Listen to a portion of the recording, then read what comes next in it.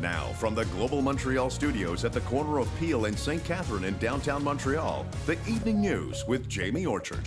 Hi there, thanks for joining us. Well, we're going to end your week this Friday with a little inspiration from the very smart younger generation. While the rest of this province is being turned inside out and upside down over issues of religion, race and language, one school in De Montagne has made it their mission to remind us that different isn't a bad thing.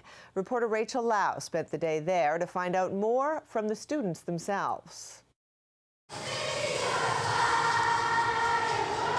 It has been a colorful week here at Mountain View Elementary School in De Montagne. And the kids aren't shy to talk openly about some of today's biggest issues. It doesn't really matter who you love or what you're interested in because everyone's different. I mean, there's no two people the same, even if you're twins. I mean, there's nothing wrong with loving someone of the same gender. And I don't think it's right for people to be bullying them just for that. The 288 students at this school are celebrating the Week Against Homophobia, challenging gender stereotypes and sexual discrimination at the primary school level. We all have different hands that all look different, meaning that we're all different in our own ways. The Week Against Homophobia was started in 2011 by teachers from the Sir Wilfrid Laurier School Board. Principal Darlene Miller was on the board that initiated the project. The underlying message that we want the children to understand is that even though we're different, we're so much more the same. And I think values are generated when they're younger. So this is the value that we want the children to know, that in this school, we're different in many ways, but we're really all the same. Mountain View Elementary was one of the first schools to introduce the Week Against Homophobia to its students, and so far, it's been a success.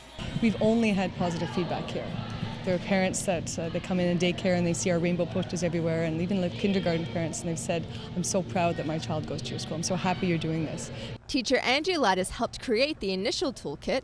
In the past 3 years, she says she's seen a tremendous difference. You have to start with what's meaningful to the students. So you have to really target what the students already know, what they're experiencing themselves, and try to pull lessons and resources, books that are really geared to each of the different levels. Though young, these kids are far from ignorant.